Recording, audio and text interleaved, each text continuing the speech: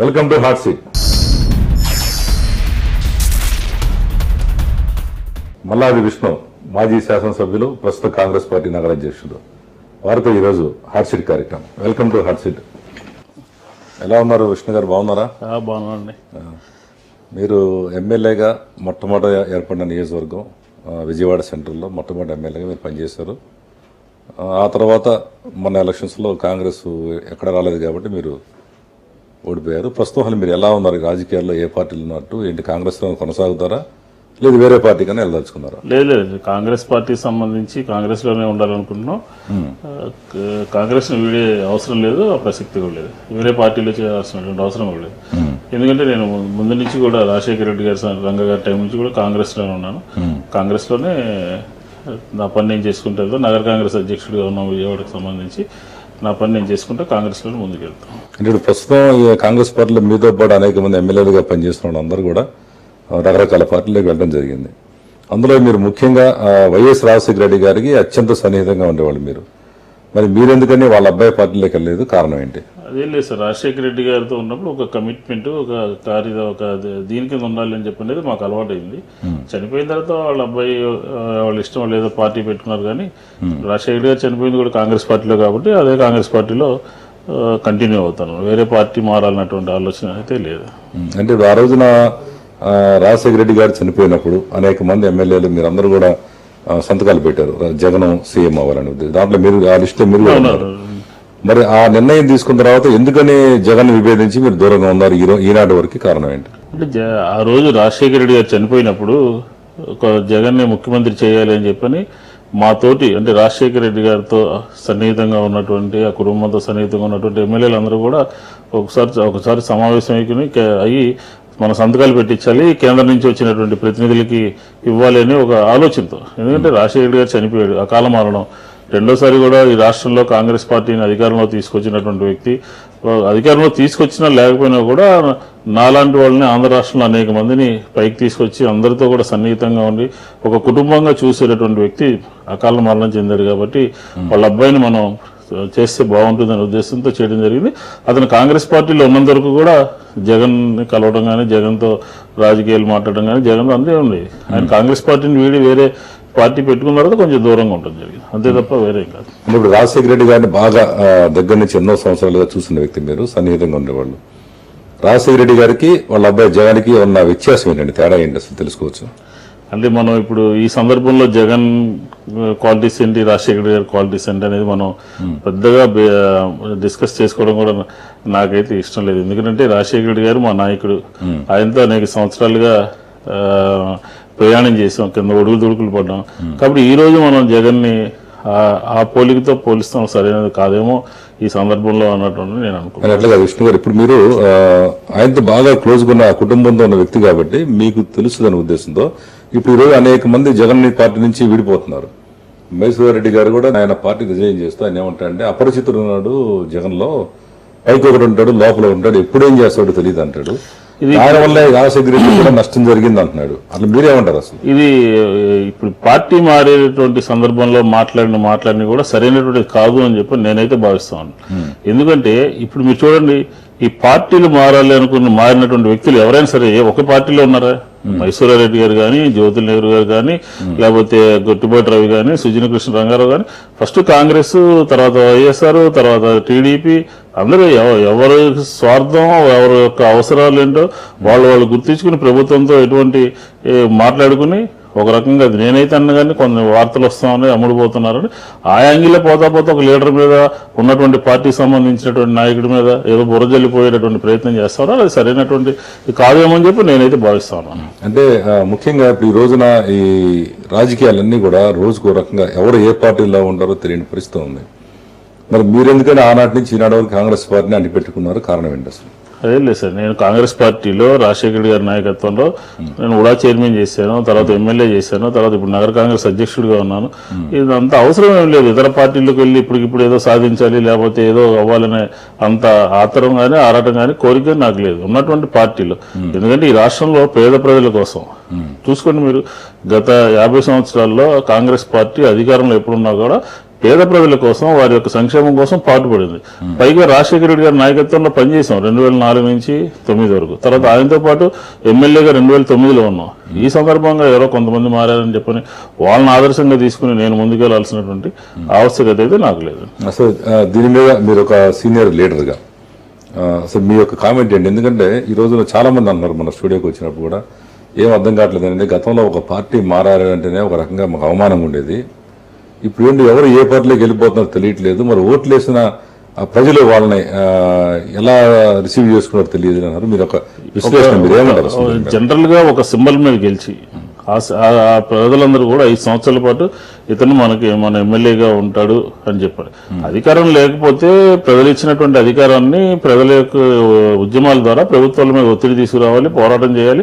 ప్రజాస్వామ్యంలో ప్రతిపక్షంలో ఉండటం కూడా ఒక ఫ్లేవర్ అనమాట. ప్రతిపక్షంలో ఉండటాన్ని కూడా చాలా మంది కోరుకుంటూ ఉంటారు. అందులో నేను కూడా ప్రతిపక్షంలో ఉంటేనే, ఎందుకంటే ప్రజల వాయిస్ వినిపించడానికి లేకపోతే వారి గొంతు వినిపించడానికి, ఇట్లా ప్రభుత్వం మీద అనేక రకాలైనటువంటి నిలదీయడానికి, ప్రశ్నించడానికి ఆస్కారం ఉంటుందని చెప్పి భావిస్తూ ఉంటాం. ఇలాంటివన్నీ కూడా పక్కన పెట్టేసి అధికారంలో ఒక సింబల్ మీద గెలిచి వేరే పార్టీలో జాయిన్ అవ్వాలి, వేరే పార్టీలోకి వెళ్ళాలని చెప్పని ఆలోచించేది ఒక ట్రెండ్ ఆంధ్ర రాష్ట్రంలో కూడా ఈ మధ్య కాలంలో క్రియేట్ అయింది. మనం చూసాం గతంలో రాజశేఖర రెడ్డి గారు ఉన్నప్పుడు, లేకపోతే అంతకుముందు కూడా ఎవరో ఒకడో ఇద్దరో ఏదో కొన్ని అక్కడ లోకల్ పాలిటిక్స్ బట్టి ఏదో పార్టీలు మారుతూ ఉండేది. ఇప్పుడు రాను అది ఒక పెద్ద ఫ్యాషన్ అయిపోయింది అనమాట. ఈ పార్టీలో ఈ రోజు ఉంటాం, రెండో పార్టీకి రెండో రోజు వేరే పార్టీకి వెళ్ళరా. ఇది రాను కూడా ప్రజలు నాకు తెలిసి పార్టీలు మారినటువంటి వాళ్ళని గమనిస్తూ ఉంటారు, సరైన సమయంలో సరైన విధంగా స్పందిస్తారు. దానికి ఇమీడియట్ గా రిజల్ట్ కనపడుతుంది. ఎందుకంటే ఒక వ్యవస్థ ఉంది, చట్టం ఉంది, స్పీకర్ గారు దాని మీద చూడాలి, ఇలా రకరకాలుగా ఉన్నాయి. కాబట్టి బ్రేకులు పడటానికి 5 సంవత్సరాల కాలం ఒకే పార్టీ నుంచి మారినా కూడా పూర్తి అవడానికి తోడ్పడుతున్నాయి. కాబట్టి చట్టాలు కూడా మార్చాల్సినటువంటి ఆవశ్యకత ఉంది. మీకు ఏం పిలుపు రాలేదంటారు ఎక్కడి నుంచి, టీడీపీ నుంచి కానీ మీకు ఏం తోడు? అదే లేదు, నేను జనరల్ గా కాంగ్రెస్ పార్టీలో ఉంటానని వాళ్ళందరూ కూడా భావిస్తారు. పెద్ద నాతో ఎవరు కూడా మాట్లాడారు. ఒకవేళ తెలుగుదేశం వాళ్ళు మీరు రమ్మన్నారు అనుకోండి, మీకు పోస్ట్ ఇస్తారు, అంత పెద్ద ఆలోచన నేనేం చేయట్లేదు సార్.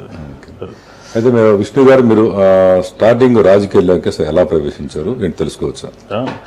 నేను 79-80లో వివిఎం కాలేజీలో జాయిన్. వివిఎం కాలేజీలో జాయిన్ అయిపోయి ఇంటర్మీడియట్ చదువుతున్నటువంటి రోజుల్లో రంగా గారు విజయవాడలో తూర్పు నియోజకవర్గం నుంచి శాసనసభకు ఎన్నికైనటువంటి వ్యక్తి 2005లో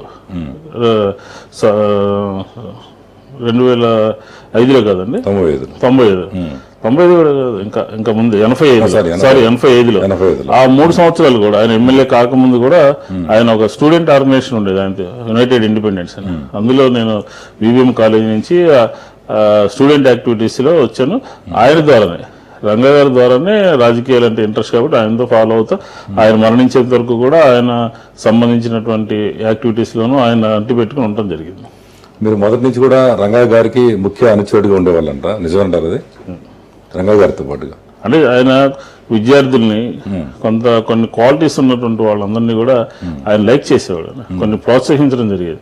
ఆయన ఎందుకంటే ఒక చదువుకు రాజకీయాల్లో ఉన్నప్పుడు కూడా చదువు మీద కూడా దృష్టి పెట్టమని చెప్పని అట్లా సేఫ్ గార్డ్ చేస్తా, కొంచెం ప్రొటెక్ట్ చేస్తా కొంతమందిని ఎంకరేజ్ చేశారు. అందులో నన్ను కూడా చాలా ప్రేమించేటటువంటి వ్యక్తి రంగా గారు. ఆ విధంగానే ఆయన మరణించేంత వరకు కూడా రంగా గారిని అంటిపెట్టుకుని ఉన్నాం. ఆయన ఈరోజు మేము రాజకీయాల్లో ఈరోజు ఒక ప్రజల్లో ఒక రకమైనటువంటి గుర్తింపు కానీ వచ్చిందంటే ఖచ్చితంగా అది వంగవీటి మోహన్ రంగారావు గారు మూలని చెప్పడంలో ఏమాత్రం కూడా సంశయించిన అతిశక్తి కూడా కాదు. అది ఆయనే మమ్మల్ని అంతా తీర్చిదిద్దినటువంటి ప్రాథమిక దశలో, మాకు సంబంధించినటువంటి రాజకీయాలు ప్రారంభమైనటువంటి దశలో తీర్చిదిద్దడం, ఏ విధంగా ప్రజలతో ఉండాలి, ఏ విధంగా మనం ప్రతిపక్షంలో ఉన్నప్పుడు ప్రజలకు సంబంధించిన అంశాలు చూడాలి అని అనేక విషయాలు ఆయన దగ్గర నుంచి కూడా నేర్చుకోవడం జరిగింది. వంగవీటి మోహన్ రంగా గారిలో మీరు బాగా దగ్గరగా సన్నిహితంగా ఉన్న వ్యక్తి కాబట్టి ఆయనలో ఉన్న క్వాలిటీస్ లో మీకు బాగా నచ్చింది ఏంటండి? ఆయన మంచి స్నేహశీలి, డబ్బుందా డబ్బు లేదా అని చూసేటటువంటి వ్యక్తి కాదు, కులాలు కూడా చూసేటటువంటి వ్యక్తి కాదు.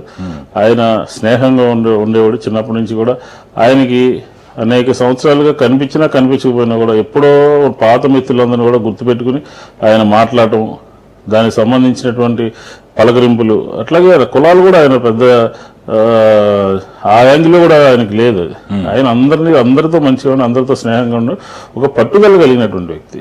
ఎందుకంటే ఒక కార్యక్రమం చేపడితే ఆ కార్యక్రమం పూర్తి చేయాలి అనే ఒక లక్ష్యం పెట్టుకుని చేసినాడు. 83 నుంచి 85 ఆ ప్రాంతంలో ఎన్టీ రామారావు గారి ప్రభుత్వంలో అనేక రకాలైనటువంటి కార్యక్రమాలు, పోలీస్ బిల్ కానీ, లేకపోతే శిరోమండలం కానీ, లేకపోతే నరసింహరావు అనే రిక్షా కార్మికుడు మృతి కానీ, ఇలాంటి కార్యక్రమాలు అన్నింటినీ కూడా పేద ప్రజలకు సంబంధించిన అంశాలు అవన్నిటినీ కూడా ఆయన తీసుకునే ఉద్యమం రూపంలో ప్రభుత్వం మీద ఒత్తిడి తీసుకొచ్చేటటువంటి కార్యక్రమం చేసేవాడు. కాబట్టి ఆయన చాలా క్వాలిటీస్ ఉన్నటువంటి వ్యక్తి అని చెప్పని మనం మాట్లాడుకోవచ్చు.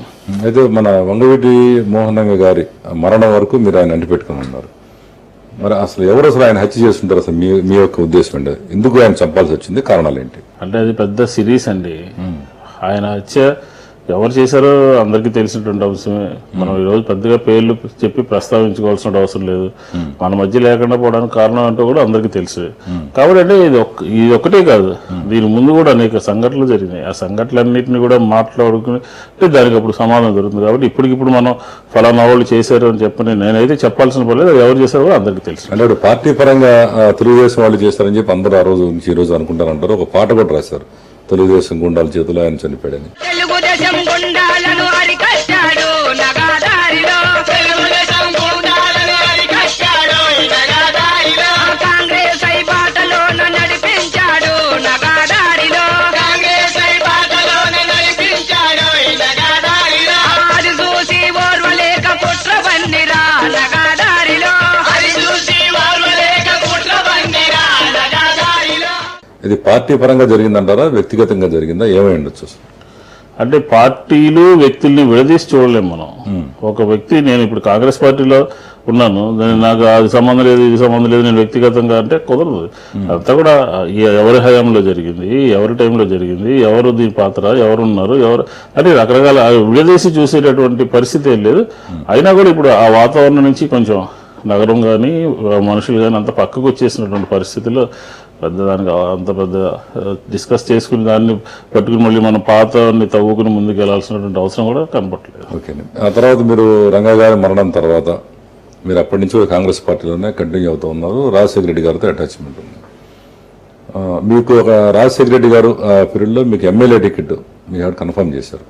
చేసినప్పుడు మీరు ఎలా ఫీల్ అయ్యారు? అంటే రంగా గారి ఆయన అమ్ముతున్న వ్యక్తిగా మీరు అక్కడ ఎమ్మెల్యేగా పోటీ చేయడంలో మరి రంగా గారి అనుచరులందరూ మీరు ఉపయోగపడ్డారు. అప్పుడు వాళ్ళ అబ్బాయి మీద మీరు పోటీ చేశారు కదా. అంటే ఇక్కడ ఇదే ఒక ఆశ్చర్యాన్ని గురి చేసేటటువంటి అంశం. రంగగారు చనిపోయి రంగగారి నాయకత్వంలో పనిచేసి రంగగారు దాంట్లోనే తీర్చిదిద్దబడి ఒక దీని కింద విద్యార్థి నాయకుడి కింద ముందుకెళ్ళిన తర్వాత రాజశేఖర రెడ్డి గారు తర్వాత ఆయనకి దగ్గర అవడం, ఆయన మమ్మల్ని ప్రేమించడం, తర్వాత దగ్గర తీసుకోవడం ఇదంతా జరుగుతుంది. ఈ సందర్భంలో 2009 ఎన్నికలు రాబోతున్నాయి. అప్పుడు చిరంజీవి గారు పార్టీ పెట్టారు. పార్టీ పెట్టినప్పుడు రంగారావు అబ్బాయి రాధాకృష్ణ ఆయన పీఆర్పీలోకి వెళ్ళాడు. అప్పుడు నన్ను రాజశేఖర రెడ్డి గారు అంటే ఇక్కడ ఒక విషయం కూడా మాట్లాడుకోవాలి. 1999లో రాజశేఖర రెడ్డి గారు విజయవాడ ఈస్ట్కి టికెట్ ఇవ్వడం కోసం నా గురించి చాలా ప్రయత్నం చేశారు.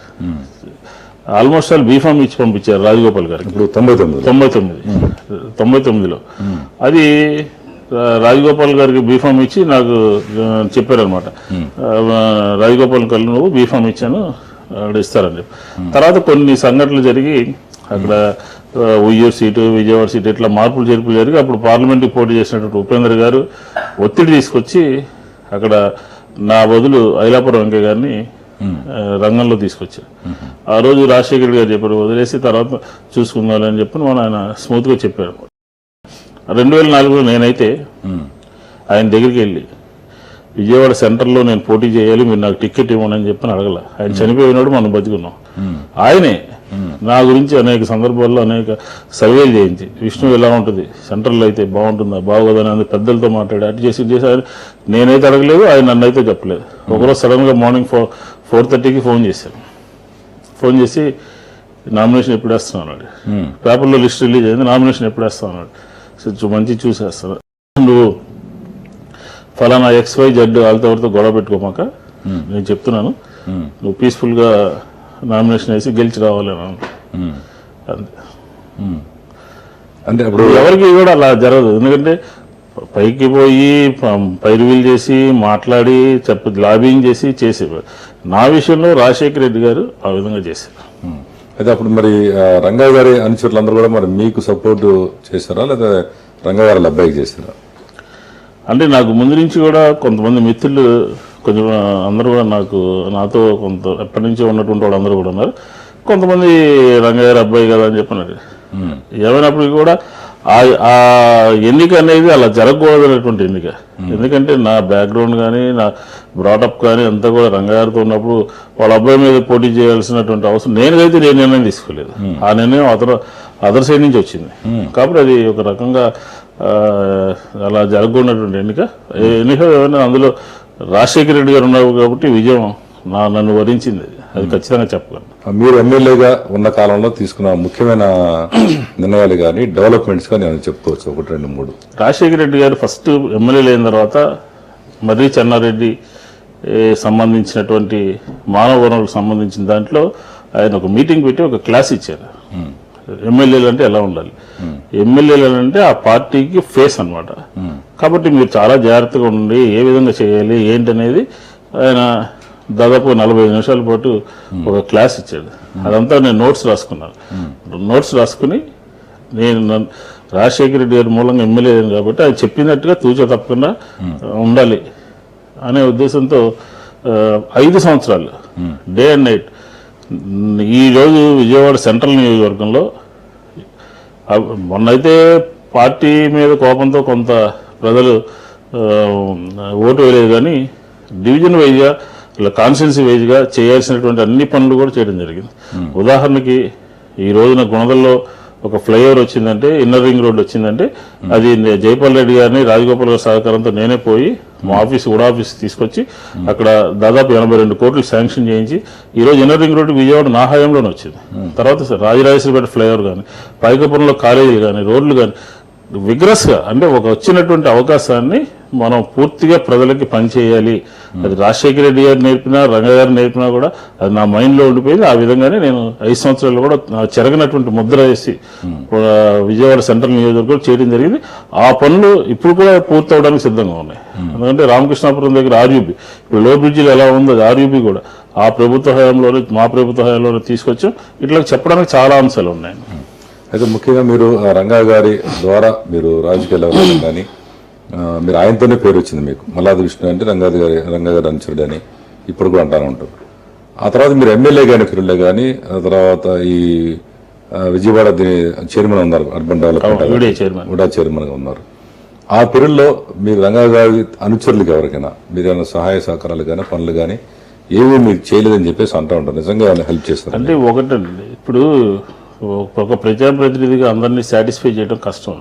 ఇప్పుడు మన చేతనైనంత వరకు చేస్తాము. ఇప్పుడు దాన్ని పని కట్టుకుని ఒకళ్ళే ఏదో చేయాలి, ఒకళ్ళ ద్వారా ఏదో జరగాలి అని చెప్పని ఎవరైనా కోరుకుంటే అది సరైనటువంటిది కాదు. ఎందుకంటే మనకు ఉన్నటువంటి ఒక ఎమ్మెల్యేగా ఉంటే అన్నీ ఎవరు ఏమి చేయలేదు ఎవరు కూడా. ఎందుకంటే నా ముందు రత్నకుమార్ గారు 2 సార్లు, రాధాకృష్ణ ఒకసారి, వంగవీటి చలపతిరావు ఒకసారి, అలా 5-6 సార్లు చేశారు. కాబట్టి నేనే మొత్తం దీనికి సంబంధించినంతా కూడా బాగు చేసేస్తానో లేకపోతే అందరినీ మార్పు చేసేస్తానో అని చెప్పిన ఆలోచన కూడా కరెక్ట్ కాదు. చేతనైనంత వరకు ఒకరికి సహాయం చేయడం కోసం ఉంటాం. ఈ క్రమంలో కొంతమంది చేయలేదనొచ్చు, కొంతమంది చేశారనొచ్చు. కాబట్టి మనకు అవకాశం వచ్చినప్పుడల్లా దానికోసం కృషి చేస్తాం. మన రాజశేఖర రెడ్డి గారి పాలసీ ఏంటంటే ఆయన నమ్ముకున్న వాళ్ళు, వాళ్ళ నాన్న నమ్ముకున్న వాళ్ళు, ఎన్నో సంవత్సరాలుగా ఉన్న వాళ్ళు ఆయన సీఎం అవగానే చాలా చిన్న వాళ్ళని కూడా తీసుకొచ్చి ఒక పెద్ద స్థాయిలో కూర్చోబెడారు. దాంట్లో అంటే మీరు ఎమ్మెల్యేగా అంటే ఇక్కడ మీ తోటి వాళ్ళకి ఏమైనా అసలు సహాయం అంటే ఇక్కడ ఒక విషయం ఏంటంటే ఒక శాసనసభ్యుడిగా అసలు శాసనసభ్యుడు అంటే చట్టాలు తీయటం, ఇది శాసనసభలో ఆ చట్టాలని చదవడం, చట్టాలని ఏ విధంగా మార్పులు చేయాలో ఏ విధంగా తీసుకురావాలి చేయటం. కాకపోతే ఇప్పుడు ఏమైపోయిందంటే ఒక శాసనసభ్యుడు ఏంటంటే అందరికీ ఏదో చేసేస్తారు. శాసనసభ్యుడికి విశేషమైనటువంటి అధికారాలు ఏమి ఉండవు. శాసనసభ్యుడు మళ్ళీ ఇంకొకటి మంత్రులు ఎగిరిపోయి ప్రభుత్వంలో అధికారులు ఎగిరిపోయి కొంచెం ఒత్తిడి తీసుకొచ్చి చేసేటటువంటి ఈ క్రమంలో కొన్ని జరిగితే కొన్ని జరగవు. అదే మంత్రి అనుకోండి, ఖచ్చితంగా అతని చేతిలో అధికారం ఉంటుంది, సంతకం పెడితే అవుతుంది, లేదా ఇంకొకరికి ఏదైనా చేయగలుగుతాడు. అట్లా అయినా కానీ ఆ పాలసీనే చాలా వరకు చేయగలుగుతాం. కొంతమంది కూడా చేయలేకపోవచ్చు, ఎందుకంటే సాధ్యం కాదు. కొంతమంది అనేకమైనటువంటి ఆశలతో కోరికలతో ఉంటారు. ఇట్లా ప్రజలకు సంతృప్తి పరచాలి, ప్రజలకు అందుబాటులో ఉండాలి, కార్యకర్తలు అందుబాటులో ఉండాలి. అలాగే గతంలో ఉన్నటువంటి నాయకులకు సంబంధించిన వాళ్ళని కూడా మనం పనిచేసిన వాళ్ళు కూడా ఇలా రకరకాలుగా కొన్ని చేసి ఉండొచ్చు, కొన్ని చేసి. అంటే ఇప్పుడు చాలా మంది అంటే మాతో పాటు ఆయన ఎమ్మెల్యే అయ్యాడు లేదా ఉడా చైర్మన్ అయ్యాడు. ఇప్పుడు మన నెహ్రూ గారు, దేవి నెహ్రూ గారు ఇది ఇంటర్వ్యూలో చెబుతూ నాతో పాటు ఉన్న వాళ్ళందరినీ కూడా నేను డెవలప్ చేశాను, నా కింద ఉన్న వాళ్ళందరినీ వాళ్ళకి ఫీజులు కట్టాను, లేదా ఇల్లు పట్టాలు ఇప్పించాను, లేదంటే వాళ్ళకి ఏం చేశాను, చాలా చెప్పుకొచ్చారు. ఇప్పుడు రంగయ్య గారి అనుచరులు మీ మీద ఆరోపణ అంటే మల్లాది విష్ణు మాతో పాటు ఉన్న వ్యక్తి ఎమ్మెల్యేనే గారు రంగయ్య గారు చనిపోయారు, కనీసం మాకు ఏం మాత్రం హెల్ప్ చేయలేదు. దాంట్లో ఒక వ్యక్తి ఇప్పుడు మీరు చూడండి మన స్క్రీన్ లో అంటే నాతో మాట్లాడటానికి వాళ్ళకి ఎవరికి రైట్ లేదు. ఒకసారి వాళ్ళు ఏమంటారు వాళ్ళతో మాట్లాడటానికి వాళ్ళకి రైట్ లేదు. ఎందుకంటే అది ఒకసారి చూడండి ఆయన ఏమన్నారో చూడండి మీరు ఒకసారి. మేము చాలా కాలం క్రితం ఈ రాధారంగ ఆర్గనైజేషన్లో పనిచేస్తున్నాం. చాలామంది రంగాగారి పేరుతోనే ఈ రాష్ట్ర గవర్నమెంట్ వచ్చింది. అయిపోయిన తర్వాత వాళ్ళు ఎవరికి ఏమి అసలు పట్టించుకోలేదు. మల్లాది విష్ణు కూడా చైర్మన్ అయ్యాడు. కూడా చైర్మన్ తర్వాత ఎమ్మెల్యే అయ్యాడు. 5 సంవత్సరాలు ఎమ్మెల్యే చేశాడు. అతను కూడా ఈ రంగాగారు అడిగిన వాళ్ళు కానీ ఈ ఆర్గనైజేషన్ జనాలు కానీ ఎవరికి ఏం చేసింది ఏం లేదు. ఏదో 1-6 చేస్తే కానీ అందరికీ ఎవడో న్యాయం చేయాలి. అందరికీ చేయలేరు కూడా, కొంతమందిగా చేయాలి కదా వాళ్ళు అమ్మడి తిన్నోళ్ళు. అసలు ఈ ఆర్గనైజేషన్తో పైకి వచ్చిన వాళ్ళు ఎవరు కూడా ఎవరికి ఏం చేయలేదు. ఆ ఆర్గనైజేషన్ నష్టపోయిన వాళ్ళు ఎవరికైనా ఒక్కరికి చేశారని చెప్పి చూపించమని రమ్మని వేదిక మీద కూర్చుందాం, మాట్లాడదాం రమ్మని. మీ ఇష్టాల మీదే కూర్చుని మాట్లాడదాం, ఎవరైనా చేశారని చెప్పి రమ్మని. నేను ఎప్పుడు రాధాగారి కాడి నుంచి ఉన్నాడు. నేను నాకు అంతా నాకే తెలిసాను కాదు, నాకు తెలిసిన బట్టికి వాళ్ళు ఎవరికి ఏం చేయలేదు. అంటే ఒక విషయం ఏంటంటే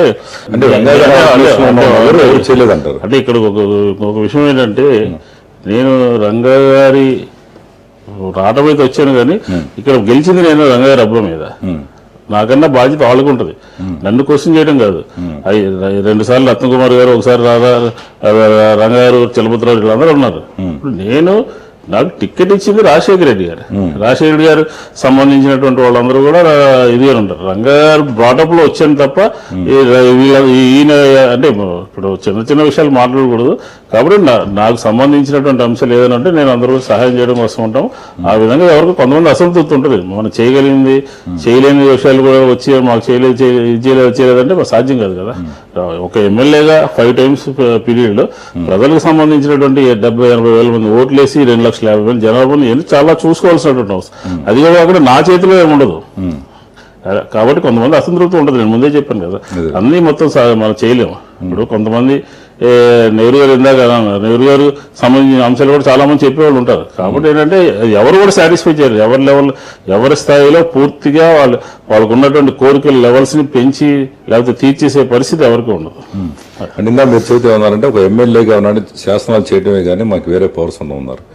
మరి కేవలం ఈ శాసనాలు చేయడానికి మాత్రం ఉపయోగపడే ఈ పోస్ట్ కోసం కోట్ల రూపాయలు ఖర్చు పెట్టి ఎందుకు గెలుస్తున్నారంటారు? కారణం ఏంటి అసలు?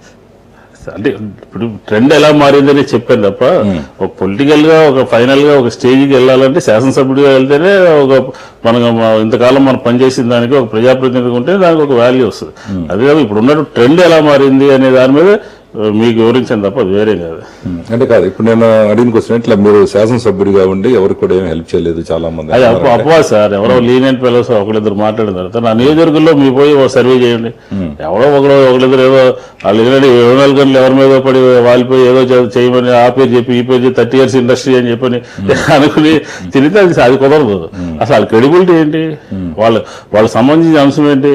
నా ముందు రమ్మని మీతో మాట్లాడిన ఆయన్ని అనేక విషయాలు చెప్తాను నేను. కాబట్టి ఏంటంటే 30 years ఇండస్ట్రీ అనేది కాదు, కొంచెం కష్టపడాలి, పని చేయాలి, బతకాలి, అంతే తప్ప మాకు వాళ్ళు చేయలేదు వీళ్ళు చేయలేదంటే ఎవడు నమ్ముతాడు ఇవాళ? కాబట్టి అది కాదు. నాతో పాటు ఉన్నటువంటి వాళ్ళు అనేక మంది అనేక రకాలు చేయడం జరిగింది. మీ నెంబర్ 1 సంబంధించినటువంటి టీవీ నా నియోజకవర్గంలోకి పోయి మల్లాది విష్ణు ఏం చేశారని అడగమనండి. ఎవరు స్పెసిఫిక్ గా ఒకళ్ళిద్దరు వాళ్ళు ఏదో 40 years ఇండస్ట్రీ మేము అది చేసామంటే దానికి ఆన్సర్ మనం చేయలేము. అయితే ప్రధానంగా రంగయ్య గారు చనిపోయేంత వరకు కాంగ్రెస్ పార్టీలో ఉన్నాడు, కాంగ్రెస్ పార్టీలో చనిపోయాడు. ఇప్పుడు ఆయన కాంగ్రెస్ మనిషిగా అనుకోవచ్చా? చనిపోయేంత వరకు ఉన్నాడు కాబట్టి. లేదంటే ఇప్పుడు వాళ్ళ అబ్బాయి వైఎస్ఆర్ పార్టీకి వచ్చేవాడు వైఎస్ఆర్ పార్టీ మనిషి అనుకోవచ్చు. అంటే ఇప్పుడు చనిపోయిన పార్టీలు ఏముంటాయి సార్? ఆయన కాంగ్రెస్ ఎమ్మెల్యేగా చనిపోయారు, తర్వాత విగ్రహం పెట్టాము, తర్వాత రకరకాల కండువాలు వేశారు. సరే వాళ్ళ అబ్బాయి మారుతా వైఎస్ఆర్ అని లేకపోతే చిరంజీవి గారు అని మారుతారు. కాబట్టి ఆయనకి పెద్ద పార్టీలే ఉంటాయి. చనిపోయినటువంటి ఆయన్ని మనం ఈ రోజున ఆ పార్టీ ఈ పార్టీ అని చెప్పని మాట్లాడుకునే పరిస్థితి లేదు. కాబట్టి ఒక విషయం, ఆయన చనిపోయినప్పుడు మాత్రం కేంద్ర కాంగ్రెస్ పార్టీ నాయకత్వం అంతా కూడా వచ్చి ఇలాంటి వ్యక్తులు ఉంటే కోన ప్రభాకర్ రావు గారు మాట్లాడుతూ రంగగారిని పార్టీలో జాయిన్ చేసుకున్నప్పుడు ఈ రంగాల లాంటి వాళ్ళు నాకు 5-6 ఉంటే ఆంధ్ర రాష్ట్రంలో, అంటే ఆ రోజుల్లో తెలుగుదేశం ప్రపంచం ఉన్న రోజుల్లో 5-6 ఉంటే నేను కాంగ్రెస్ పార్టీ అధికారంలో తీసుకురాగలుగుతాను అని చెప్పినటువంటి వ్యక్తులు శివశంకర్ గారు కానీ, శీలా దీక్షిత్ గారు కానీ, లేకపోతే రాజశేఖర రెడ్డి గారు కానీ, వీళ్ళందరూ కూడా ఆయన చనిపోతే వచ్చి పరామర్శించి మేము ధైర్యంగా చెప్పినటువంటి వ్యక్తులు. కాబట్టి ఆయన కాంగ్రెస్ పార్టీకి సంబంధించినటువంటి చనిపోయేంత వరకు ఆయన ప్రస్థానం అది. అదే నేను కాంగ్రెస్ పార్టీ వ్యక్తిగానే భావించాలి, చనిపోయిన దాంట్లో ఉన్నాడు కాబట్టి. ఇప్పుడు అనవసరం కాంట్రవర్సీ వస్తుంది. ఇప్పుడు వాళ్ళ అబ్బాయి ఏమంటాడు, నేను మా నాన్న ఇష్టం అంటాడు. ఇప్పుడు మాట్లాడిన వాళ్ళందరూ పోయి ఎదుర్కొంటే ఏం మాట్లాడలేరు. కాబట్టి ఏంటంటే మా నాన్న నా ఇష్టమే, మా నాన్న సంబంధించి ఇప్పుడు అనుచరులు ఎవరున్నారు, ఆయన ఐడియాలజీ ఏంటి, ఆయన సంబంధించినటువంటి ఆయన ఎవరిని ఏ విధంగా గౌరవించేవారు, ఇవన్నీ అనవసరం. ఇప్పుడు ఉన్న పరిస్థితి ఏంటంటే వారసుడే లీడరు. కాబట్టి రంగారు ఇదంతా కూడా నాదేని అంటారు. కాబట్టి దాని మీద మనం అనవసరంగా పోయి చర్చించుకోవడం కూడా పెద్ద ఉపయోగం ఉండదు. ఓకే, హాట్ సీట్ కార్యక్రమంలో చిన్న విరామం.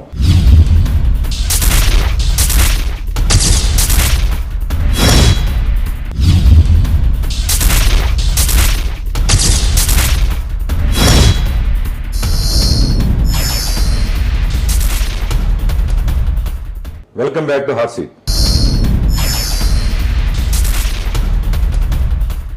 విష్ణు గారు, మీరు ఎమ్మెల్యేగా పనిచేశారు, అలాగే ముఖ్యంగా ఈ ఉడా చైర్మన్గా పనిచేశారు. ఉడా చైర్మన్గా పనిచేసినప్పుడు మీరు ఎలాంటి డెవలప్మెంట్ కార్యక్రమాలు చేశారు, ముఖ్యంగా ఈ డెవలప్మెంట్? అదే సార్, ఇప్పుడు మనం ఇన్నర్ రింగ్ రోడ్ అని ఈ రోజు మాట్లాడుకుంటున్నాం. ఉడా కింద అర్బన్ డెవలప్ ఈ రోజు కూడా అర్బన్ డెవలప్మెంట్ అథారిటీ చేస్తుంది. అది యాక్చువల్గా జేఎన్ఎన్ఆర్ స్కీమ్ లో ఈ రోడ్లకు సంబంధించినటువంటి లేవు. జైపాల్ రెడ్డి గారిని కలిసినప్పుడు విజయవాడకి ఇన్నర్ రింగ్ రోడ్ లేదా, బైపాస్ లేదా, అది అన్నారు. లేదని అంటే ఇప్పుడు ఇంత పెద్ద విజయవాడ సిటీకి లేకపోవటం ఏంటంటే, లేదు సార్ అని అంటే, సరే కొంచెం తటపడేస్తాడు. ఎందుకంటే రూల్ ప్రకారం జేఎన్ఎన్ఆర్ఎంలో రోడ్లకు లేదు. కాదు సార్ మీరు ఏదో చేయాలి అది ఇది అని అంటే కొంచెం కన్విన్స్ అయ్యాడు. తర్వాత అప్పుడు పార్లమెంట్ మెంబర్ రాజగోపాల్ ఉంటే రాజగోపాల్ని కూడా తీసుకుని వెళ్ళి ఇలాగా కొంచెం మీరు కూడా ప్రెజర్ చేయండి అంటే, ఆయన ఉడా ఆఫీస్కి వచ్చి ఎంత అవుతుందని అధికారులు అందరితో సమావేశం పెడితే 82 crores అవుతుందండి. 82 crores జేఎన్ఎన్ఆర్ఎం నుంచి ఇచ్చారు. అదే ఈ రోజు విజయవాడకి సంబంధించి ఇన్నర్ రింగ్ రోడ్ అనమాట. ఇట్లాగా అక్కడ దానికి సంబంధించి ఈ సిటీస్ ఉన్నాయి, తెనాలి, మంగళగిరి, గుంటూరు, ఈ సెంట్రల్ లైటింగ్ అని, రోడ్స్ అని, ఇంటర్నల్ రోడ్స్ అని అట్లా రకరకాలుగా ఉన్నాయి. ఈరోజు మిల్క్ ఫ్యాక్టరీ దగ్గర సంబంధించినటువంటి ఫ్లైఓవర్ ఉంది. ఆ ఫ్లైఓవర్ కూడా యాక్చువల్గా డిపిఆర్ అర్బన్ డెవలప్మెంట్ అథారిటీ వాళ్ళు తయారు చేశారు, కానీ ఆ రోజు డబ్బులు లేవంటే చెనుమల వెంకటరావు గారు చెప్తే ఆర్ఎన్బికి ట్రాన్స్ఫర్ చేసి దానికి సంబంధించినటువంటి నిధులు కేటాయించి అది కూడా పూర్తయింది. కానీ విజయవాడకు ఒక షేప్ వచ్చింది అనమాట. మిల్క్ ఫ్యాక్టరీ దగ్గర ఫ్లైఓవర్ కానీ, ఇన్నర్ రింగ్ రోడ్ కానీ, ఇవన్నీ కూడా. అయితే ప్రధానంగా మీరు అప్పుడు దీని చైర్మన్గా ఉన్నప్పుడు, ఉడా చైర్మన్గా, ఈ విజయవాడకి రావడానికి ఒకటే రోడ్డు ఉంది, వారధి రోడ్డు మెయిన్ ప్రధానం, మన కనకదుర్గమ్మ టెంపుల్ పక్క నుంచి. అసలు మీరు ఈ రింగ్ రోడ్ అనేది హైదరాబాద్కి ఏ రకమైన రింగ్ రోడ్ ఉందో అలాంటి ప్లాన్లు ఎందుకు చేయలేకపోయారు మీరు? అసలు ఆలోచన ఎందుకు రాలేదు? లేదు సార్, ఇప్పుడు ఈరోజు ఇన్నర్ రింగ్ రోడ్డు అనేది అవుటర్ రింగ్ రోడ్డు. నదులు ఉన్నాయి, నదుల నుంచి తీసుకొచ్చేటటువంటి పరిస్థితి ఆ రోజు అంత కాదు. నేను 2005లో 10 సంవత్సరాలు అయిపోయింది ఆల్మోస్ట్. 10 సంవత్సరాల క్రితమే ఒక ముందు చూపుతో ఆలోచించబట్టే అక్కడి నుంచి హోల్సేల్ మార్కెట్ దగ్గర నుంచి రామర్పాడు వరకు కూడా ఇన్నర్ రింగ్ రోడ్ అని చెప్పాను. అదే ఈ రోజుకి వరమైంది విజయవాడకి. చూడండి మీరు, ఒక వారధి మన కృష్ణ అమ్మవారి టెంపుల్ దగ్గర అది ఇన్కంప్లీట్ గా ఉంటే, ఇది పూర్తి కాకపోవడం మూలంగా విజయవాడ నగరం మొత్తం జామ్ అయిపోతుంది. ఒక 1-2 నెలలు ఇది కంప్లీట్ అవుతుందండి. అదే అండి, మీరు ముందు చూపుగా మీరు ఆనాడు చేయబట్టే ఈ రోజు అందుబాటులోకి వచ్చింది. ఆ రోజు జైపాల్ రెడ్డి గారు కానీ, నేను కానీ ఆ రోజు అందరూ కూడా మాట్లాడి ఒక ఇన్నర్ రింగ్ రోడ్ రావడం, 100 కోట్ల రూపాయలు దాదాపు శాంక్షన్ చేయడం, పనులన్నీ ఫస్ట్ ఫేజ్ అంతా పూర్తి అయిపోయింది. సెకండ్ ఫేజ్ అధికారులు డిలే చేయడం మూలంగా కొంత ప్రాబ్లం వచ్చింది. తర్వాత పోరంకి నిర్మాణం రోడ్డు, అది కూడా 100 feet రోడ్డు. ఖచ్చితంగా ఒక విజన్ తోనే పనిచేసాం. 4 సంవత్సరాలు 3 సంవత్సరాలు ఆశించినంత వరకు డెవలప్మెంట్ చేతిలో ఉన్నంత వరకు చేయగలిగాం. ఓకే, అయితే మీరు ఒకసారి ఎమ్మెల్యేగా, ఉడా చైర్మన్గా చేశారు. మీరు రాజశేఖర రెడ్డి గారి వల్లనే ఈ పదవులన్నీ చేపట్టారు.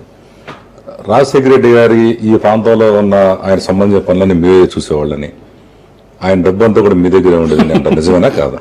అసలు అలాంటి ఆయనకి నాకు అలాంటి సంబంధాలు లేవు, మానవ సంబంధాలే. ప్రేమగా చూసేవాడు, నేను కూడా ప్రేమగా ఉండేవాడిని.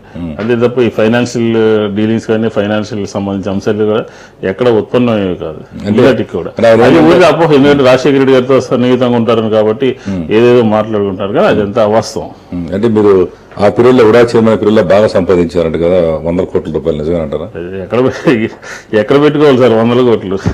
అయినా అబద్ధాలు. ఏంటంటే రాజకీయాల్లో ఉన్నప్పుడు జనరల్గా ఆ మనిషి యొక్క మనస్తత్వం ఏంటి, ఆ వ్యవహారం ఏంటి తెలుసుకుని మాట్లాడాడు. కానీ ఈరోజు ఎలా ఉందంటే సమాజం ఏదో బురదలేనటువంటి కార్యక్రమం లాగా ఏదో స్పెక్యులేషన్స్ అనమాట. కాబట్టి అదంతా కూడా అవాస్తవం.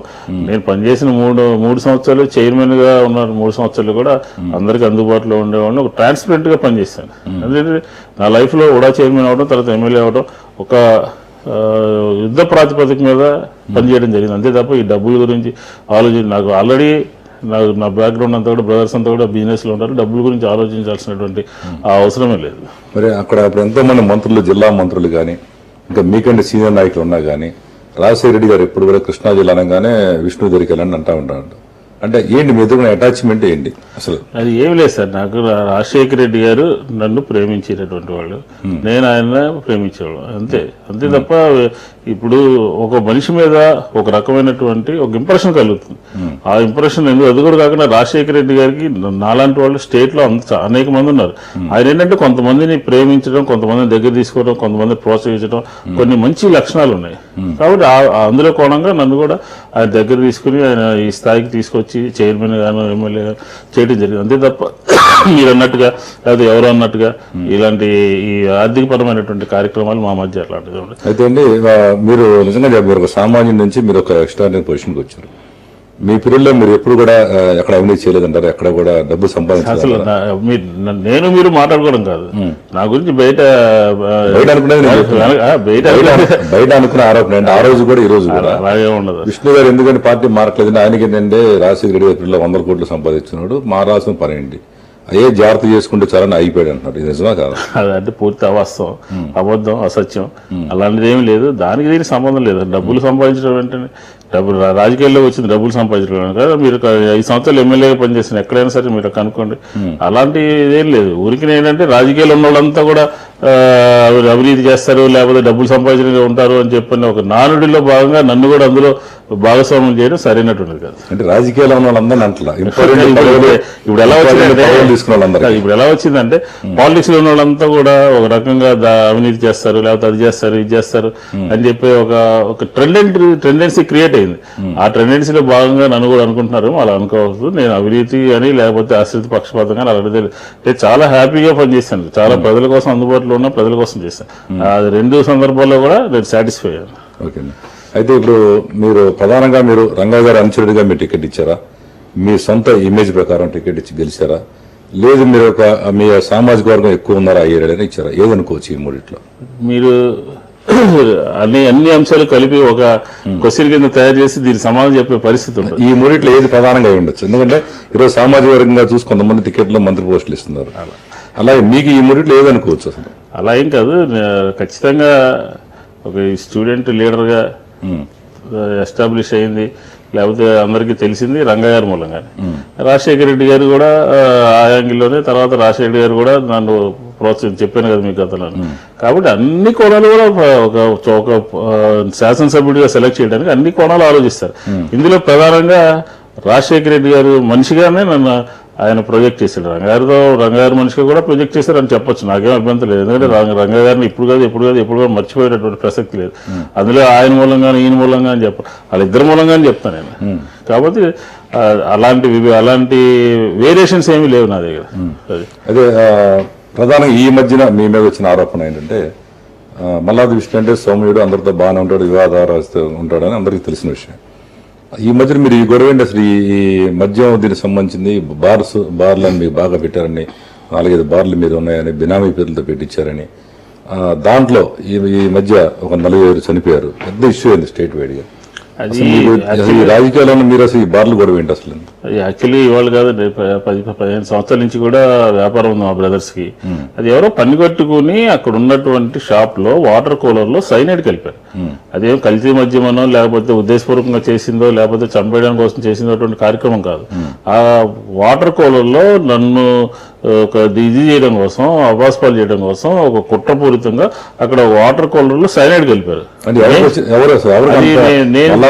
నేను ఈ జంక్షన్ లో చెప్తే అది తప్పవచ్చు, ఆరోపణ అవ్వచ్చు, కరెక్ట్ కాకపోవచ్చు. పోలీస్ యంత్రాంగం తేల్చాలి. పోలీస్ దర్యాప్తులో ఉంది. ఎందుకంటే స్టేట్ ఎఫ్ఎస్ఎల్, సెంట్రల్ ఎఫ్ఎస్ఎల్, ఇలా రకరకాలైనటువంటి ఏజెన్సీలు 10 ఏజెన్సీల దగ్గరికి అదంతా కూడా పోయింది. వాళ్ళందరూ కూడా ఒక పాజిటివ్ రిపోర్ట్ ఇచ్చారు. ఇది సైనైడ్ తాగడం మూలంగా చనిపోయారని చెప్పని, అలా ఆ యాంగిల్లో జరిగిందని చెప్పారు. కాబట్టి ఈరోజు ఫలానా XYZ చేశారని చెప్పి నేనేదో మోటివ్ పెట్టుకుని చెప్పడం వల్ల కరెక్ట్ కాదు. పోలీసు తేలుస్తారు, పోలీసు దర్యాప్తులో ఉంది. దాని మీద ఒక senior IPS officers, sincere IPS officers పెట్టారు. అది జరుగుతుంది. అది వాళ్ళే తేల్చాల్సిన అవసరం ఉంది. అది కూడా త్వరలో తేలిపోతుంది. ఇప్పుడు విజయవాడలో చాలా బార్లు ఉన్నాయి. మరి కేవలం మీ బార్లోనే ఇంత యథేచ్ఛగా కల్తీ మద్యం అమ్ముతున్నారు, ఆయన మాజీ ఎమ్మెల్యేగా, ప్రముఖ రాజకీయ నాయకుడిగా, అది మీకే సాధ్యం అవుతుంది అని అందరూ అంటున్నారు. ఇది కారణం ఏంటి సార్? ఇప్పుడు మీ దాంట్లో ఉన్న సగం పదాలన్నీ కరెక్ట్ కాదు, సగం పదాలు కరెక్ట్. అక్కడ మా సంబంధించినటువంటి బంధువుల షాప్ లో జరిగింది. అది నేను కూడా డినై చేయట్లేదు. అందులో సైనైడ్ కలిపారు. కల్తీ మద్యం కాదు. కల్తీ మద్యం తాగడం మూలంగా చనిపోవడం కాదు. వాటర్ లో కల్తీ సైనైడ్ కలపడం మూలంగా చనిపోయారు. ఖచ్చితంగా అది దర్యాప్తులో ఉంది, తేలుతుంది. ప్రభుత్వం వాటర్ లో కలపాల్సిన అవసరం ఎవరికి వస్తుంది? అదే ఇప్పుడు నాకు కూడా అర్థం కానటువంటి పరిస్థితి. రాజకీయాల్లో ఉన్నాం, లేకపోతే ఒక దీని కింద ఉన్నాం, దాన్ని ఏ విధంగా కక్షపూరితంగా చేయాలి అనేది పోలీసు మీద ఉన్నటువంటి బాధ్యత. అది నేరాలు చేసినటువంటి వాళ్ళని ఇన్వెస్టిగేషన్ చేసి పట్టుకోవాల్సిన బాధ్యత పోలీసుది. ఆ పని చేస్తుంది, త్వరలోనే తేలుతుంది. ప్రజల ముందు అన్ని విషయాలు కూడా చెప్పడం జరుగుతుంది. సైనైడ్ కలిపారని అఫీషియల్ రిపోర్ట్ వచ్చిందా లేదా మీరు అనుకుంటున్నారు? లేదు, అఫీషియల్ గా రిపోర్ట్ కేంద్ర రాష్ట్ర ప్రభుత్వాలకు సంబంధించినటువంటి ల్యాబుల నుంచి కూడా ఆ వాటర్ కూడా శాంపిల్స్ పంపడం జరిగింది. లేకపోతే అలాగే ఎక్సైజ్ సంబంధించినటువంటి ల్యాబులకు పంపడం జరిగింది. అన్ని చోట్ల నుంచి ఒకటే వచ్చింది. కాబట్టి ఇది మనం ఒక అభిప్రాయానికి ఎవరో పని కావాలని ఉద్దేశపూర్వకంగా చేశారని చెప్పిన భావానికి రావడం జరిగింది. అది ఎవరు ఎట్లా ఎందుకు చేశారనేది పోలీసు దర్యాప్తులు తెలుస్తుంది. ఇప్పుడు ఎవరైతే చనిపోయారో ఆ బార్లో, మరి ఆ కుటుంబాలకు మీరేమన్నా పర్సనల్ సహాయం చేయగలిగారా? చూద్దాం, ఇంకా స్టేజ్కి రాలేదు. ఇది ఎవరు చేశారు, ఎట్లా చేశారు, దానికి ఎవరు బాధ్యతలు తేలిన తర్వాత ఆ కార్యక్రమాల గురించి ఆలోచిస్తాం. ఓకే. అయితే ప్రముఖంగా ఇప్పుడు ప్రస్తుత రాజకీయాల విషయానికి వస్తే, మన ఈ విజయవాడ ప్రాంతం రాజధాని కేంద్రంగా డెవలప్ అవుతుంది. మన దగ్గరలోనే మంచి రాజధాని నిర్మిస్తుంది. దానికి మీ పార్టీ తరఫున అసలు మీరు ఏమంటున్నారు? రాజధాని ఇక్కడ కట్టడం కరెక్టేనా కాదా? వాళ్ళు కడితే అక్కడ భూముల గురించి 30,000 ఎకరాలు చంద్రబాబు నాయుడు సేకరించారు. దాని మీద అసలు మీ స్టాండ్ ఏంటి? 30,000 ఎకరాలు అవసరమా? దానికి మీ పార్టీ తరఫున అసలు ఏమి ఉద్యమాలు కానీ కనీసం మీరు ఏమి చేయట్లేదు. లేదండి, ఇప్పుడు ఎట్లా ఉందంటే రాష్ట్ర విభజన జరిగిన తర్వాత ఒక బిల్లు పెట్టారు. ఆ బిల్లులో అనేక అంశాలు పొందుపరిచారు. ఆ అంశాలన్నింటినీ కూడా కేంద్ర రాష్ట్ర ప్రభుత్వాలు అమలు చేయాల్సినటువంటి బాధ్యత ప్రధానంగా కేంద్రం మీద ఉంది. రాజధాని నిర్మాణానికి సంబంధించి ఒక 33,000 ఎకరాలు ల్యాండ్ పూలింగ్ ద్వారా తీసుకుంటున్న తరుణంలో రైతులందరూ కొంతమంది బలవంతంగా కానీ, పోలీసులతో భయపెట్టి కానీ, లేకపోతే వారు ఎక్కువ వస్తుందని చెప్పాను కానీ, ఇలా రకరకాలైనటువంటి కోణంలో వారందరూ కూడా ఇవ్వడానికి ముందుకు వచ్చినప్పుడు కాంగ్రెస్ పార్టీకి ఏం పని? కాంగ్రెస్ పార్టీ అడ్డం పడాల్సినటువంటి అవసరం ఉంది. ఎవరన్నా ల్యాండ్ బలవంతంగా తీసుకుంటున్నారు, మా దగ్గర నుంచి భయపెట్టి తీసుకుంటున్నారు, ఎవరన్నా రోడ్డు మీదకి వస్తే వాళ్ళ పక్షాన్ని మేము నిలబడతాం తప్ప, ఇప్పుడు రాజధాని లేనటువంటి పరిస్థితుల్లో కరెక్ట్ ఎంతవరకు చేయగలుగుతారో ఏంటది. అది మా అభిప్రాయం ఏంటంటే, మా పార్టీ యొక్క స్థిరమైనటువంటి అభిప్రాయం ఏంటంటే, 2000 మన ప్రభుత్వం వచ్చిన తర్వాత మీరు వెంటనే తాత్కాలిక రాజధాని మొదలు పెడితే 2 సంవత్సరాల్లో పూర్తి అయిపోయేది అనేది మా ప్రధానమైనటువంటి అభిప్రాయం. కాబట్టి ఈ 33,000 ఎకరాలు తాత్కాలిక రాజధానిలో కట్టేటటువంటి కొద్ది ప్రాంతం ఇదంతా అనవసరమైనటువంటి జరుగుతుందా అని చెప్పని ఒక ఆలోచన ఉంది. దాన్ని ఇప్పుడేదో మేము అభివృద్ధిని అడ్డుకోవడానికి కాంగ్రెస్ పార్టీ ఉన్నది అని ఇంప్రెషన్ ఇవ్వడానికి మేము సిద్ధంగా లేము. ఎందుకంటే విభజన బిల్లులో రాజధాని నిర్మాణానికి అయ్యేటటువంటి నిధులన్నీ కూడా పెట్టాలని ఆ రోజు కాంగ్రెస్ పార్టీ చెప్పింది. దాని విధంగా పనిచేస్తున్నారా లేదా అనేది కొద్ది కాలం అయిన తర్వాత దాని మీద సమీక్ష చేసుకుని పార్టీ ఒక నిర్ణయాన్ని బయట చెప్తుంది. అంతే తప్ప వాళ్ళు చేసేటటువంటి రోజువారీ కార్యక్రమాలకి అడ్డు ఉండి ఇది చేయకూడదు, అది చేయాలి అని చెప్పే అవసరం కాంగ్రెస్ పార్టీకి లేదు. ఇప్పుడు ఈ ప్రభుత్వం రాకముందు 10 సంవత్సరాలు మీ పార్టీ అధికారంలో ఉంది కాబట్టి, ఇప్పుడు లేటెస్ట్ గా వచ్చిన ప్రభుత్వంలో దానికి సంబంధించిన పరిపాలన సరిగా బాగలేకపోయినా ఏదైనా ఇష్యూస్ ఉన్నా ఓన్లీ జగన్ పార్టీ ఒక్కటే బయటకు వస్తున్నారు కానీ కాంగ్రెస్ పార్టీ ఎందుకు బాధ్యత తీసుకోవట్లేదు అక్కడ కూడా? లేదు సార్, మీరు ఒక రకంగా చెప్పాలంటే అసెంబ్లీలో మాకు సంఖ్యాబలం లేదు. అసెంబ్లీలో ప్రతిపక్షానికి ఎమ్మెల్యేలు ఉన్నారు. అసెంబ్లీలో వాళ్ళిద్దరి మధ్య పోటాపోటీగా ఉండి ప్రజా సమస్యలు కొన్ని సందర్భంలో మరుగున పడిపోతుంటాయి. కాంగ్రెస్ పార్టీ మాత్రమే బయట చేయగలుగుతుంది. కాంగ్రెస్ పార్టీ చూడండి, ప్రత్యేక హోదా మీద ఉద్యమం చేసాం, కోటి సంతకాలు తీసుకున్నాం, ఢిల్లీ పోయాం. ఒక 2 నెలల క్రితం 2 రైలు భోగి వేసుకుని ఢిల్లీ పోయి ప్రత్యేక హోదా ఇవ్వాల్సిందేనన్నాం. మాకు సంబంధించినటువంటి రాజ్యసభ సభ్యులు ప్రైవేట్ బిల్లు పెట్టారు పోయినసారి, అది ఈరోజు డిస్కషన్కి వచ్చింది. ఇట్లా రకరకాలుగా కాంగ్రెస్ పార్టీ బయట తను చేయాల్సినటువంటి పనులన్నీ కూడా చేస్తా ఉంది. ఇప్పుడు గవర్నర్ గారిని కలిసాం. ఇది ఉదాహరణకి పోలవరం అంటే శ్రీశైలం డ్యామ్ దగ్గర మనం ధర్నా చేపట్టడం జరిగింది. అది 8 జిల్లాల్లో 50 లక్షల ఎకరాలు రాబోయే రోజుల్లో నీళ్లు రావని చెప్పని లెక్కలు చెప్తా ఉన్నాయి. దానికి అనుగుణంగా చేయడం జరిగింది. కాబట్టి ఎక్కడ కూడా కాంగ్రెస్ పార్టీ ప్రజల యొక్క సమస్యల్ని ప్రతిబింబించడంలో తన పాత్ర తను పోషిస్తోంది. కాబట్టి ఏంటంటే మొన్న విభజన సందర్భంగా మొత్తం కాంగ్రెస్ పార్టీ మీద పడిపోయి అందరూ కూడా కాంగ్రెస్ పార్టీని వదిలేసి మంత్రులు, ఎమ్మెల్యేలు లేకపోతే ముఖ్యమంత్రులు పోవటం మూలంగా మళ్ళీ కింద నుంచి మేము ప్రారంభించుకుని రావాల్సి వచ్చిన పరిస్థితి ఏర్పడింది. కాబట్టి ఈ దిశగానే ముందుకు వెళ్తాం. ఖచ్చితంగా మాకు రాబోయే రోజుల్లో ఈ ఆంధ్ర రాష్ట్రంలో ప్రజల నుంచి మేము చేసింది కరెక్ట్ అని చెప్పి నమ్మేటటువంటి పరిస్థితి రాబోయే రోజుల్లో ఉంటుంది. ఇప్పుడు ఉన్న జగన్ పార్టీ నుంచి ఎమ్మెల్యేలు రోజుకు 2-3 వెళ్ళిపోతానే ఉన్నారు టీడీపీ. అసలు దీని మీద మీరు రాజకీయవేత్తగా ఇది చేయడం కరెక్ట్ అని అంటారా, ఇది కాదంటారా? ఏంటి అసలు ఎందుకు జరుగుతుంది అంటారు ఇట్లా? ఇప్పుడు ఫిరాయింపులు అనేవి గతంలో కూడా జరిగినాయి. ఎంత కంటిన్యూషన్ అదే చెప్తారు. గతంలో కూడా 1-2 ఏదైనా అవసరం ఉన్నప్పుడు స్థానిక పాలిటిక్స్ ని బట్టో లేకపోతే పైన వాళ్ళు ఏం చేస్తే 1-2 అలా చేరేవాళ్ళు. ఇలా బల్క్ గా పోవడం అనేది ఆంధ్రప్రదేశ్ రాష్ట్ర రాజకీయాల్లో ఈ 6 నెలల నుంచి జరుగుతున్న విధంగా గతంలో కూడా ఎప్పుడు జరగలేదు. ఇది కూడా ఎందుకు జరుగుతున్నాయి? తెలంగాణలో కేసీఆర్ గారు అక్కడ ఉన్నటువంటి రాజకీయ పార్టీలన్నింటినీ మొత్తం సమూలంగా లేకుండా చేసి ఆయన ఒక రాజకీయ సుస్థిరత సాధించడం కోసం ఆ రకమైనటువంటి పనులు చేస్తుంటే వాళ్ళని ఆదర్శంగా తీసుకుని ఇక్కడ కూడా చేస్తున్నారు. అసలు ప్రతిపక్షం లేకుండా చేయాలని చెప్పి కోరిక రావడము, లేదా ప్రతిపక్షానికి సంబంధించినటువంటి వ్యక్తుల మీద ఉక్కువాదం పెట్టాలని చెప్పిన ఆలోచన సరైనది కాదు. ప్రతిపక్షం ఏం మాట్లాడుతోంది, ప్రభుత్వం చేస్తుంది సరైన దిశలో వెళ్తుందా లేదా అని చెప్పాల్సినటువంటి బాధ్యత ప్రతిపక్షానికి ఉంటుంది. వాళ్ళు చెప్పినటువంటి మంచి పాయింట్ ఉంటే మీరు స్వీకరించారు, అంతే తప్ప దాన్ని నెగిటివ్ గా తీసుకుని వాళ్ళ మీద హెరాస్మెంట్ చేయటము, లేకపోతే చీల్చడము, లేదా కొనుగోలు చేయడం అనేది సరైనటువంటి అంశం కాదు. అంటే వీళ్ళంతా జగన్ పార్టీ వాళ్ళు ఏమన్నారంటే 25 కోట్లు 30 కోట్లు ఇస్తున్నారు, అమ్ముడుపోతున్నారు అంటారు. నిజంగా అసలు అమ్ముడుపోతున్నారు అనుకుంటారు? ఏ ఆశించి వెళ్తున్నట్టున్నారు మీ యొక్క వ్యక్తిగత? అంటే 2 విషయాలండి. ఇప్పుడు ప్రభుత్వం 3 సంవత్సరాలు ఉంది. ప్రభుత్వంలో ఉండటం ద్వారా అనేక కార్యక్రమాలు జరుగుతాయి అని చెప్పి నమ్ముతున్నారు వీళ్ళు. తర్వాత డబ్బులు ఇస్తున్నారని చెప్పి ఎవరైతే బీఫామ్ ఇచ్చి గెలిపించిన వాళ్ళు వాళ్ళే చెప్తా ఉన్నారు ఇంత డబ్బు తీసుకుని వెళ్తున్నారని. మరి ఎన్ని అంశాలు కూడా ఉంటాయి అందులో, లేకుండా ఎట్లా ఉంటాయి? ఊరికి ఎందుకు మారుతారని? ఒక పార్టీలో గెలిచి ఇంకో పార్టీలోకి ఏ ఒక్క లాభం లేకుండా ఎందుకు జరుగుతుంది? కాబట్టి అంత ఏదో అంతర్గతంగా జరుగుతుంది. పైకి మాత్రం అభివృద్ధిని చూసి వస్తున్నారని చెప్పిన వీళ్ళు చెప్తా ఉన్నారు, వాళ్ళు డబ్బులు తీసుకుని వెళ్తున్నారని చెప్పిన వాళ్ళు చెప్తా ఉన్నారు. అదే ప్రస్తుతం మీరు ఇక్కడ విజయవాడలో గతంలో ఇక్కడ ఎన్నిక కాబడిన నియోజకవర్గంలో ప్రస్తుతం ఉన్న ఎమ్మెల్యే, తెలుగుదేశం ఎమ్మెల్యే ఒక పనితీరు ఎలా ఉంది, ప్రజలు ఎలా ఉందని అనుకుంటారు? అంటే ఇప్పుడు నేను ఎమ్మెల్యే పనితీరు సరిగా లేదు, లేదా అహంభావంగా ఉంది, లేకపోతే ఇంకో రకంగా ఉంది, అక్కడ ఉన్నటువంటి కార్పొరేట్లు అవినీతి చేస్తున్నారు అని చెప్పి నేనైనా మాట్లాడనుకోండి, అది ఏదో ఉద్దేశంగా చెప్పినట్టు ఉంటుంది. ఒక ఎన్నిక జరిగితే దాని యొక్క ప్రభావం ఏంటనేది తెలుస్తుంది. కాబట్టి దానికోసం మనం వెయిట్ చేయాల్సిన అవసరం. అంటే ఇప్పుడు మీరు మొన్నటి వరకు ప్రాతినిధ్యం వహించిన కాన్స్టిట్యున్సీ కాబట్టి మీకు బాధ్యత ఉంది కదా గతంలో, ఎలా ఉంది అనుకుంటున్నారు అసలు మీరు వ్యక్తిగతంగా? తెలుగుదేశం పార్టీలో ప్రస్తుతం ఉన్న మీ ఎమ్మెల్యే ఎవరైతే మీ మీద గెలిచిన ఎమ్మెల్యేని ఈయన సరిగా మాకు అందుబాటులో ఉండట్లేదని కొంతమంది పనిచేసిన కార్యకర్తలను పట్టించుకున్న కొంతమంది విమర్శలు ఉన్నాయి. మీ వ్యక్తిగతంగా మీకు ఏమనిపిస్తుంది మీ కాన్స్టిట్యున్సీ నుంచి? ఇప్పుడు రాజకీయాల్లో మనం తొందరపడి ఏం మాట్లాడినా కూడా తప్పు అవుతుంది. అతను పనిచేస్తున్నాడా లేదా అనేది ఎన్నికల ద్వారానే ఈ వ్యక్తి యొక్క పెర్ఫార్మెన్స్ ఏంటనేది రేపు జరగబోయే ఎన్నికల్లో తెలుస్తుంది. అంతే తప్ప ఇప్పుడే మనం అది ఇదని చెప్పిన ఆరోపించడం కొంచెం సరైనటువంటిది కాదు.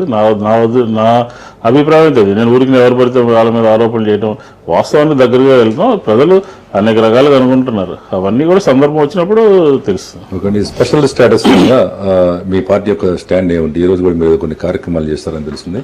అసలు ఇస్తారా లేదా? ఎందుకంటే అసలు ఈ విభజన పాపం మీదే, ఎంత చెప్పినా కానీ కాంగ్రెస్ పార్టీయే దాని దగ్గరుండి కావాలని చేస్తుందని రాష్ట్రం దేశం అంతా కూడా అనుకుంటున్నారు. సార్ మీరు కూడా ఏంటి అసలు మీరు కూడా కాంగ్రెస్ పార్టీ మీద ఆరోపించారు. ఇదే అని అనుకుంటున్నారు. కాదు ఆరోపిస్తారని చెప్పి నేనైతే విభజన పాపం కాంగ్రెస్ పార్టీది కాదు. ఎందుకంటే కాంగ్రెస్ పార్టీ ప్రభుత్వంలో ఉంది. మీరు చూడండి, విభజనకు ముందు ఈ రాష్ట్రంలో ఆందోళనలు, ధర్నాలు, రాస్తారోకలు, సెక్రటరియట్ లో ప్రజలకు కావాల్సినటువంటి ఎంప్లాయీస్ అంతా కూడా ధర్నా చేస్తా కనిపించేవాళ్ళు. ప్రజలకు కావాల్సినటువంటి మున్సిపాలిటీస్ లో ప్రజల ఎంప్లాయీస్ అంతా ధర్నా చేసేవాళ్ళు. ఒకే కేబినెట్ లో 2 భాగాలుగా చీలిపోయి కొంతమంది తెలంగాణ వాళ్ళు, కొంతమంది ఆంధ్ర వాళ్ళు కేబినెట్ మీటింగ్లు రాకుండా బహిష్కరించి రకరకాలుగా ఒక రైలు రాకపోకలు, అసెంబ్లీ స్తంభించడం, సెక్రటరియట్ పనిచేయకపోవడం, ఇన్న ఉన్నటువంటి పరిస్థితిలో 15 సంవత్సరాలు కాంగ్రెస్ పార్టీ టీఆర్ఎస్ పెట్టిన తర్వాత రాజశేఖర రెడ్డి గారి నాయకత్వంలో కానీ, తర్వాత నాయకత్వంలో కానీ, కేంద్ర నాయకత్వంలో విభజనకి మేమెవరూ కూడా ఒప్పుకోలేదు. ఈ రాష్ట్రంలో ఉన్నటువంటి రాజకీయ పార్టీలు బీజేపీ, టీడీపీ, సిపిఐ, ఇంకా అన్ని కూడా మొత్తం కూడా మేము విభజనకి మేము అంగీకరిస్తున్నాము అని చెప్పని ఉత్తరాలు ఇచ్చిన తర్వాత హోంశాఖ కండక్ట్ చేసినటువంటి అఖిలపక్ష సమావేశంలో ఇదే మైసూరారెడ్డి గారు వైఎస్ఆర్ పార్టీ తరఫున కూడా పోయి రకరకాలుగా అందరూ చెప్పాల్సిన చెప్పారు. చివరిగా మిగిలింది కాంగ్రెస్ పార్టీ అభిప్రాయం. కాంగ్రెస్ పార్టీ తన అభిప్రాయాన్ని ముందు చెప్పలా. మేము విభజిస్తాము, మీ అభిప్రాయం చెప్పండి, ఏం చేద్దాము అని చెప్పని అడిగితే అందరూ కూడా విభజించమని చెప్పారు. ప్రభుత్వంలో ఉంది కాబట్టి కాంగ్రెస్ పార్టీ మీద ఆ భారం పడింది. రాజకీయాల్లో ఇంకోళ్ళ మీద నెట్టేసి పాపాన్ని మనం లబ్ధి పొందామనే ఉద్దేశంతో మొన్న జరిగినటువంటి ఎన్నికలు, రేపు జరిగేటటువంటి ఎన్నికల్లో విభజన చట్టంలో ఉన్నటువంటి అంశాలని అమలు చేశారా లేదనేది ప్రజలు చూస్తారు. ఆ 6 నెలల్లో అఖిలపక్ష సమావేశానికి పోయి ఈ ఆంధ్ర రాష్ట్రానికి మీరు విభజించద్దు నెంబర్ 1, నెంబర్ 2 ఈ 6 నెలల్లో టైం ఇచ్చింది విభజనకు ముందు, ఈ అంశాలు కావాలి, ఈ అంశాలు కరెంటు విషయంలో, లేకపోతే సాగునీటి రంగంలో, వ్యవసాయ రంగంలో, ఆరోగ్య రంగంలో ఇవి కావాలని చెప్పని ఆంధ్ర రాష్ట్రంలో ఉన్నటువంటి ఏ ఒక్క రాజకీయ పార్టీ కూడా ముందుకు పోయి పార్లమెంట్లో కానీ అఖిలపక్షానికి కానీ చెప్పాల. ధైర్యంగా ఈ రాష్ట్రాన్ని ప్రశాంతమైనటువంటి వాతావరణంలో ఉంచాలి, అపోహలు తొలగించాలి అని చెప్పని బాధైనప్పటికీ కూడా, కాంగ్రెస్ పార్టీ నష్టపోతుందని తెలిసినప్పటికీ కూడా విభజన అన్ని పార్టీలు ఇచ్చాయి కాబట్టి కాంగ్రెస్ పార్టీ తన అభిప్రాయం కూడా చెప్పి విభజించింది. ఆ విభజన సందర్భంలో విభజన బిల్లులో పెట్టినటువంటి అంశాలు ఈరోజు చూడండి. ఉదాహరణకి ఐఐటీలు కానీ, ఐఐఎంలు కానీ, లేకపోతే సెంట్రల్ యూనివర్సిటీలు కానీ, గిరిజన యూనివర్సిటీలు కానీ ఇవాళ ఎవరి మూలంగా వచ్చాయండి? పోలవరానికి జాతీయ హోదా ఎవరు ఇచ్చారు? పోలవరం కేంద్ర ప్రభుత్వం చేపట్టాలి, దానికి కావాల్సినటువంటి నిధులన్నీ కూడా ఇవ్వాలని చెప్పని మీరు ఎప్పుడు గతంలో ఎవరి ప్రభుత్వంలో, కాంగ్రెస్ ప్రభుత్వంలోనే వచ్చింది జాతీయ హోదా. ఈ రోజు రాజధాని నిర్మాణానికి ఎవరైనా చెప్పారా మీకు 5,000 కోట్లు కావాలి రాజధాని నిర్మాణానికి? ఎవరు మాట్లాడలేదు. కాబట్టి ఈ రోజున కాంగ్రెస్ పార్టీ చేసినటువంటి మంచి అంతా కూడా ప్రజల సంక్షేమం, ప్రజల అభివృద్ధి, ప్రజలకు కావాల్సిన కోరికలన్నీ కూడా విభజన బిల్లులో పెట్టాం. ఆ విభజన బిల్లులో పెట్టినటువంటి అంశాలన్నీ కూడా ఖచ్చితంగా తూచా తప్పకుండా అమలు చేయండి అని చెప్పి కాంగ్రెస్ పార్టీ కోరుతా ఉంది. అందులో భాగంగానే 2 సంవత్సరాలు పరిపాలించారు టీడీపీ, భారతీయ జనతా పార్టీ. ఏం చేశారండి? మంత్రి గారు బయటకు వచ్చి లోక్సభ నుంచి ప్రత్యేక హోదా ఇవ్వాల్సినటువంటి అవసరం లేదు అని చెప్పారు. మరి ఈ రోజు ప్రజల పక్షాన్ని నిలబడి మాట్లాడుతుంది ఎవరు? కాంగ్రెస్ పార్టీ ప్రజల పక్షాన్ని విభజన బిల్లును అమలు చేయమని అంటున్నాం.